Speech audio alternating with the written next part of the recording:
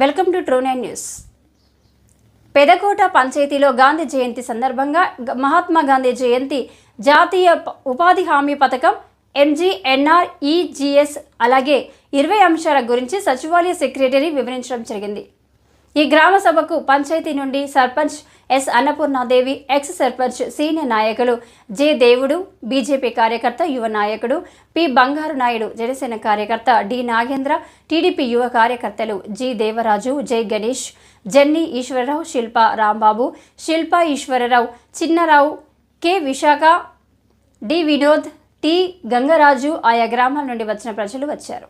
ముందుగా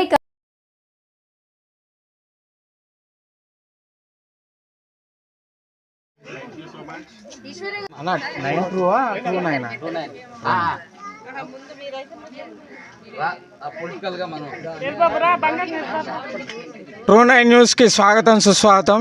మరి ఈరోజు అక్టోబర్ 2వ తేదీ మరి గాంధీజీ పుట్టినరోజు, చాలా శుభదినం. మరి ఈ రోజున మన సచివాలయంకి సెక్రటరీగా ఒక 5 సంవత్సరాలు మంచి సేవను అందించి అనేక ప్రజలకి పెన్షన్ విషయంలో అయితేనేమి అనేక పథకాల విషయంలో మరి ప్రజలకి ఎన్నో సేవలు చేసి ఈ రోజున పెదకోట పంచాయతీ నుంచి మరి నర్సీపట్నం జంగంపేట అనే పంచాయతీకి ట్రాన్స్ఫర్ అవ్వడం జరుగుతుంది. మరి ఈరోజు మన పంచాయతీ ప్రజలు, పెద్దలు, నాయకులు అందరి తరపున మరి సెక్రటరీ గారికి ఒక సన్మాన కార్యక్రమం చేయడం జరిగింది. మరి ఇలాగే మరందరూ కూడా ఆదర్శంగా ఉన్నటువంటి అధికారులు కూడా ఇలాగే మంచి మంచి సేవలు చేయాలని, ప్రజలందరికీ మంచి పనులను సహకరించి మరి రానున్న రోజుల్లో మంచి అభివృద్ధి పొందేలా, పంచాయతీని మంచి అభివృద్ధి చేసేలా చూడాలని మరొకసారి ప్రత్యేక ధన్యవాదాలు తెలియజేసుకుంటూ సెలవు తీసుకుంటున్నాను.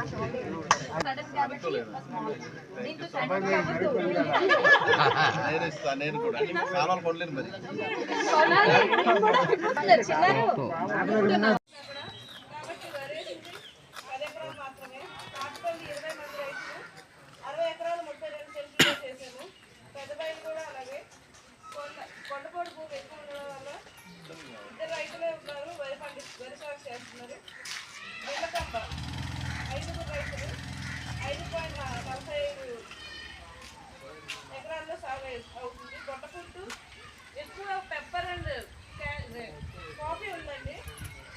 వరేసిన రైతులు 10 మంది ఉన్నారు. బందకొండలో 27 మంది రైతులు, 94 ఎకరాల 54 సెంట్లు అవుతుంది. బందకొండ అంటే అది మొత్తం కలిసి ఉంది. విలేజెస్ కలిసి తెచ్చుకున్నాను.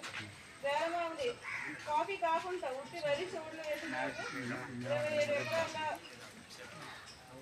ఎకరాల పంటలో 37 రైతులు ఉంటారండి.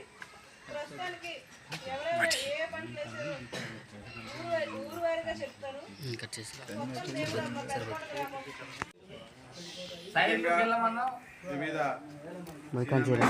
వివిధ రాజకీయ పార్టీల నుంచి చేసినటువంటి నాయకులందరికీ ఇక్కడ ఒకసారి మనం పరిచయం చేసుకుంటే, సీనియర్ నాయకులు టీడీపీ నుంచి మనకి గంపరంగి దేవుడు గారు ఉన్నారు.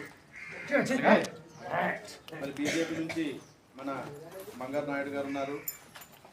అలాగే